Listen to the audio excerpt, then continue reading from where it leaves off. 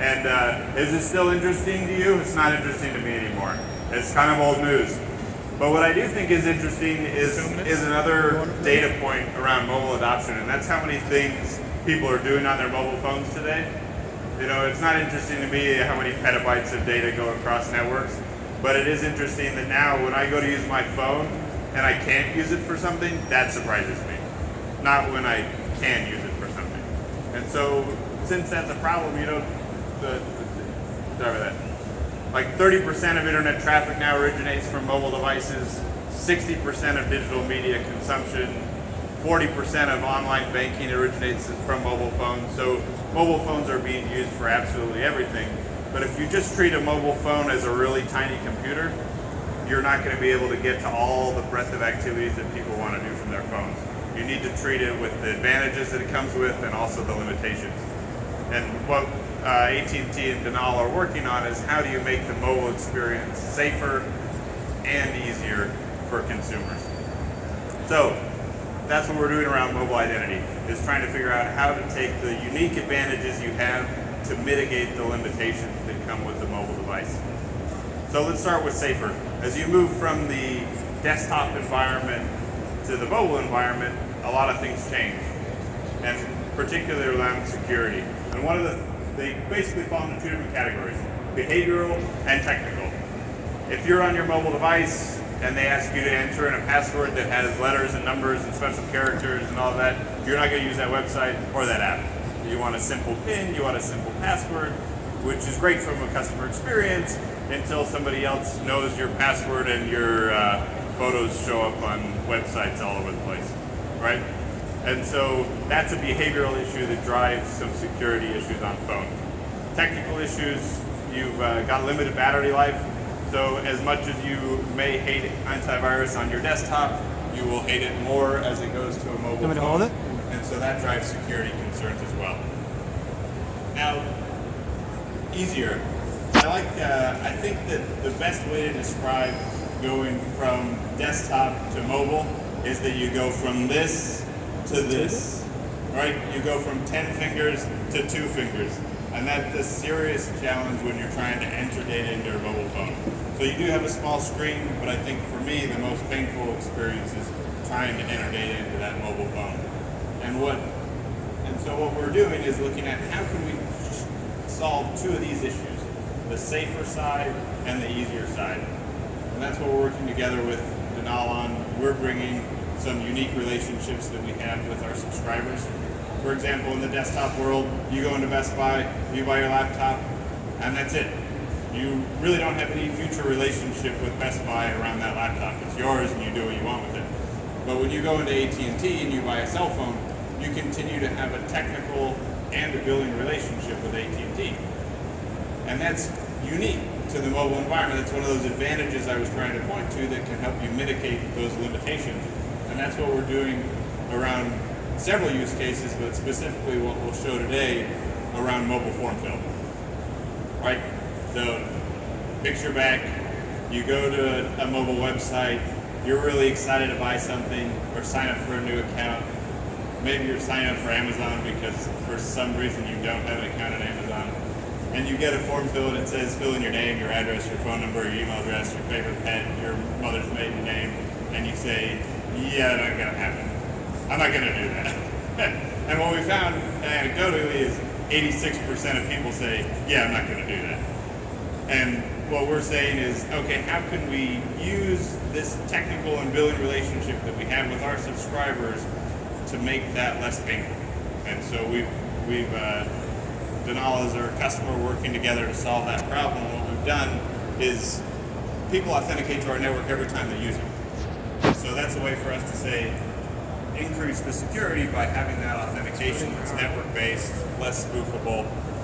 And then we're also have that billing relationship. And so when you go to a website, if they're working with us, then you can get your AT&T information populated, right? You show up on the website, you go to fill out the form, you say, oh, I'm not going to do that. And then it comes up and says, would you like to fill this with your AT&T data? And you say, well, yes, I would. And what we've seen from early data is 86% of people say, yes, I would. And so you go from an 80% drop-off rate to an 86% acceptance rate, that's massive. And it's a great experience for both sides. The enterprise customer obviously wants those customers, and the subscriber wants to sign up for the service, so it's a win-win. And so this, I think, is a great example of how you don't treat the smartphone as a little PC, and you use some of those major advantages to mitigate the limitations. And I can turn it over to Ritesh from Danal to talk about how they've been using the data and services that we provide to go to the next level and help solve this use case.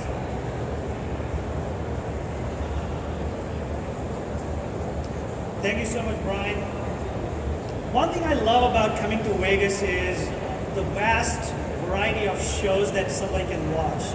And this morning, while I was standing in the registration line like all of you, I had some time to kill. And I said, let me look up some of the shows that are available for tonight. I did a Google search, and a lot of sites came up.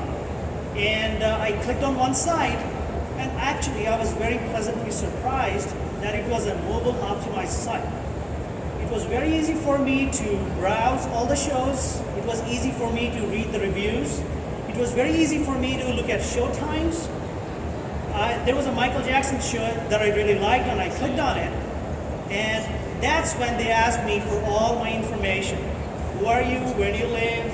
How do you want to buy these tickets? What's your email address? And by the time my time had come in the registration line, I said, well, I don't have time for to fill all that information right now. I'll probably do that later.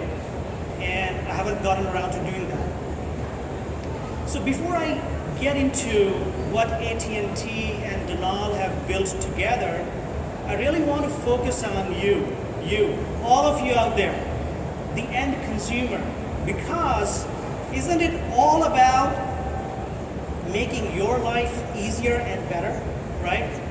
So the end consumer loves their smartphone. They're spending a lot of time on their phone, right? They're checking their email, they're casually browsing, they are checking news, sports, a lot of things. They are using their phone as a camera, as a GPS, music player. Actually, I bought a new phone 2 months ago, and I realized that phone has more processing power and memory than my home laptop. Isn't it an incredible device? People are spending more money now on their phone rather than on their computer.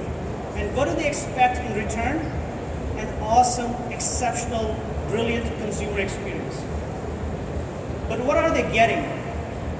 They are getting a PC-like experience forced on that small screen.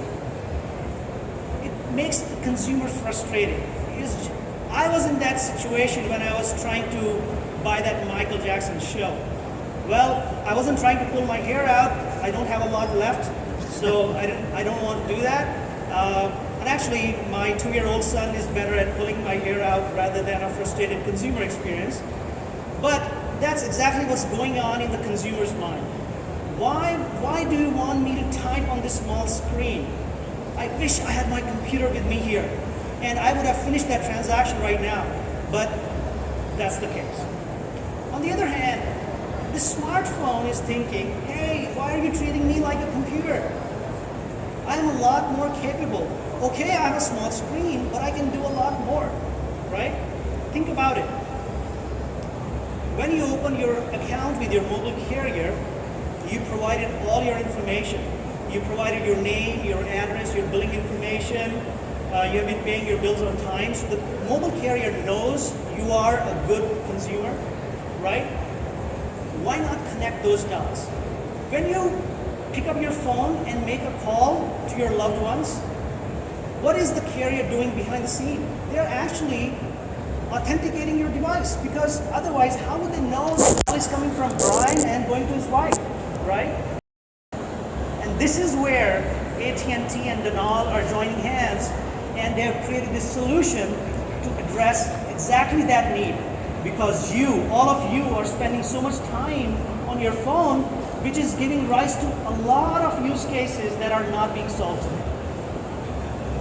So what have we done? Using AT&T's network and their mobile identity toolkit that Brian had talked about, we can, in real time, almost instantaneously detect that this transaction is coming from an AT&T phone and this is the phone number, okay? Once we have all that information, and after we obtain your consent, the consumer's consent, and after challenging you with a challenge question so that we know you are actually who you say you are, we can get a lot of information like name, address, email address, device type. Hey, do you have an iPhone or do you have a Samsung Galaxy? We can get all of that information and then package it all up into what we call a single unique identity. This is powerful. This is very impressive because this identity can then be used to solve a lot of use cases. I'm going to talk about a few use cases here. Think about a financial institution, or for that matter, any institution that is risk prone. They would love to use this identity. They would love to identify who's coming onto their site or onto their mobile app. And if they can create that identity every single time, they know that it's the same person coming back for that account. On top of that, if they come to know that, okay, the last time I saw this person, he was on an iPhone, and now the same person is coming back on an Android phone. Or for that matter, this person has moved from AT&T to a different carrier, or they have popped a new SIM into their device. This is all extremely valuable information for these enterprises because they all funnel into their existing risk solutions, right? They can probably, in those cases, challenge that consumer. Hey, you know what? Something has changed about you. Let me verify that this is it. This is you. Let's talk about another use case. There are a lot of service providers out there who are trying to sign up new consumers. And since you're spending a lot of time on your smartphones, these service providers want to capture that market. Wouldn't it be a lot easier if all of that information that they want to capture about you is automatically filled out in their registration form? On top of that, if they know that this is not Mickey Mouse living in Disneyland signing up for this account, this is actually Brian Hicks from AT&T signing up for this account because this information was actually verified by your mobile operator. Wouldn't it make their life so much better? A similar use case is about checkout, mobile commerce. A lot of mobile commerce companies face this problem of friction and abandonments, right? They can get a lot of people onto their site, but they don't end up finishing that checkout process. This is exactly what happened with me this morning when I was trying to buy show tickets, right?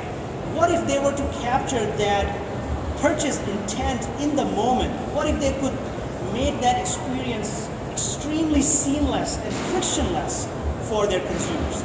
So using this solution that we have built, this unique identity can solve that problem. So I'm sure everybody has heard about the Murphy's Law. Whatever can go wrong will go wrong, but here I'm going to play with fire. I'm going to demonstrate to you a live demo that is going to utilize production deployments of Danal solution along with AT&T's mobile identity toolkit. Bear with me. I hope law of averages will trump Murphy's Law here, but let's look at the demo and then I'll walk you through it. It's on?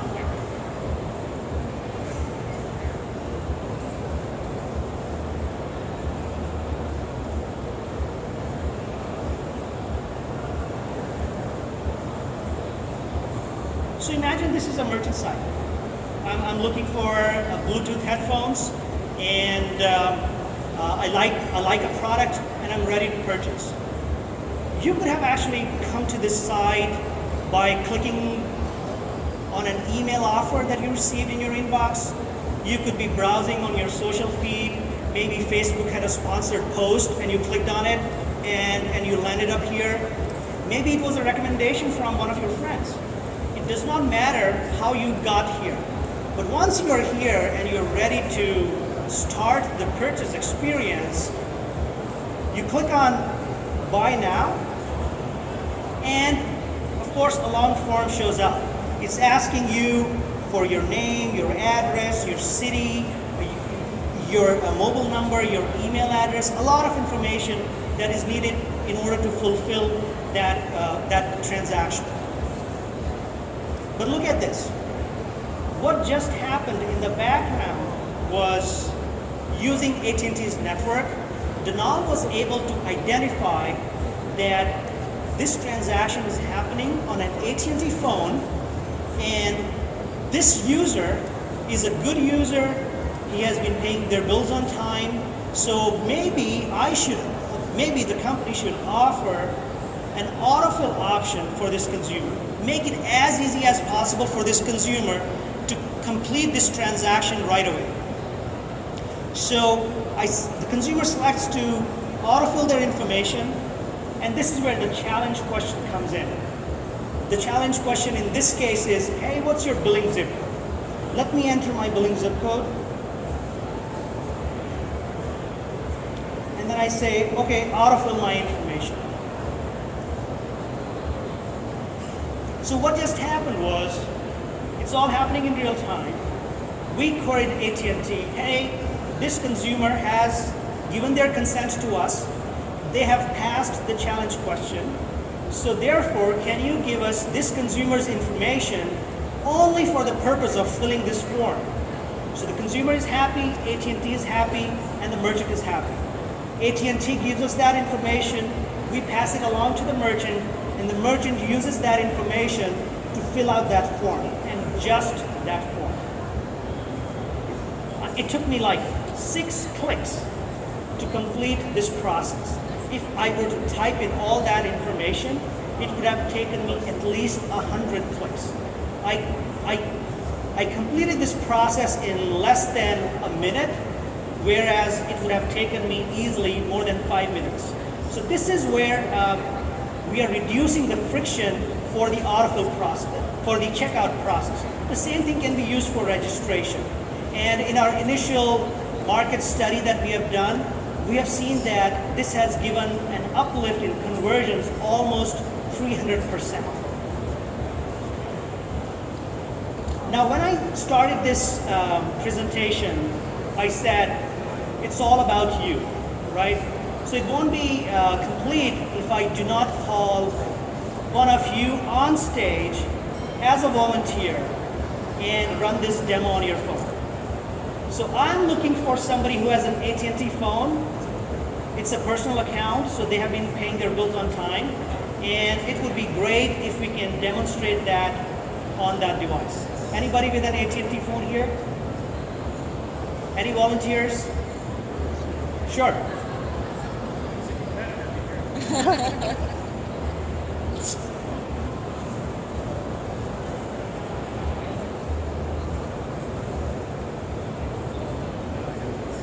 Hi, thank you. Okay.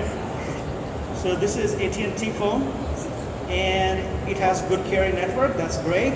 So what I'm going to do is I'm going to quickly type the demo URL on it.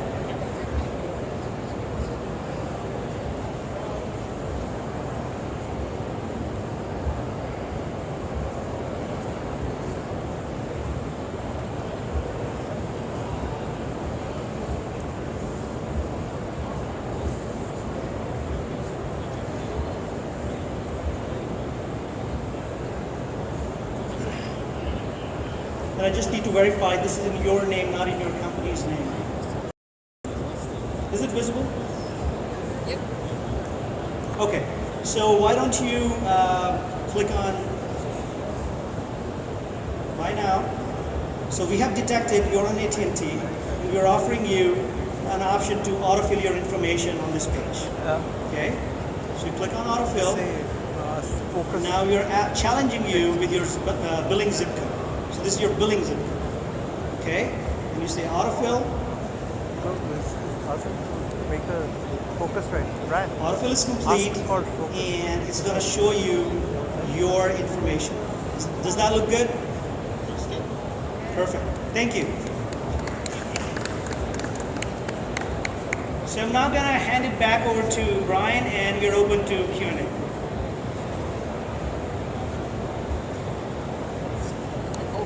All right. There's got to be some questions for that, right? Come on, give it to me. It's the last one of the day.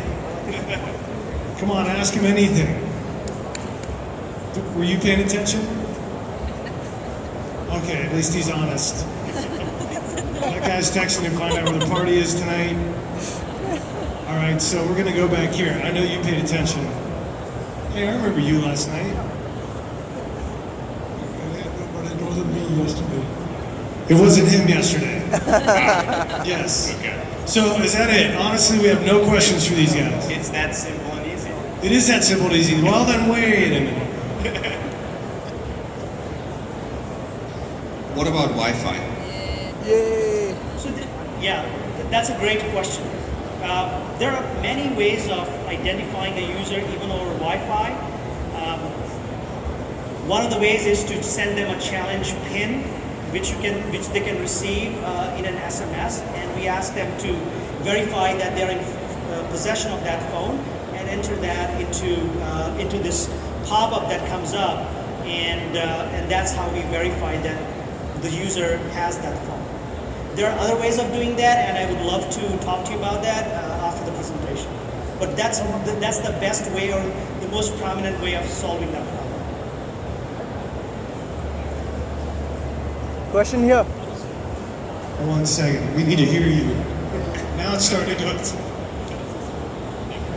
Are there potential fraud prevention use cases for this? It seems like that would lend itself fairly well, this type of data and service. Yeah, so a lot of the use cases we see, first of all, even on the mobile form fill, there's a fraud prevention aspect to it, right? So there are some checks done behind the scenes, is this phone active on the network?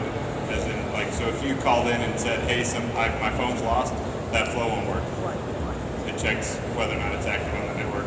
And then we're also working with companies, so if you go to open up a bank account, then you even have a higher risk of fraud. You may fill out your mobile number on there, and then they can return other data sets, including, once you've given your consent, is it a prepaid phone, postpaid phone, the account opening date, and so that way you can say, hey, if this is a prepaid phone opened yesterday, I'm going to want some more authentication than just maybe my standard steps.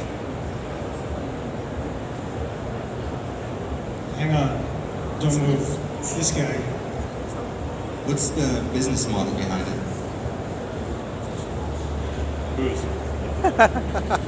So the business model between Danal is our customer, and so in general, we've got a couple of different models: subscription and pay-per-use.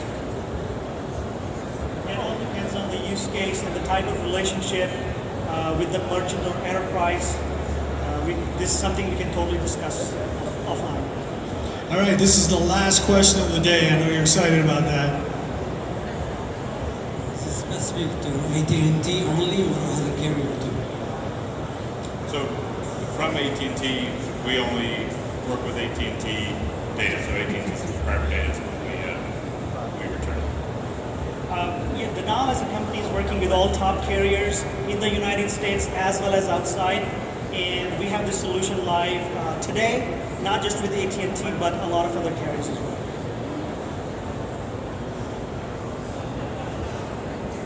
How about a big round of applause for him? Excellent. Thank you very much. You guys have a wonderful evening here in Las Vegas. We'll see you tomorrow. Thank you.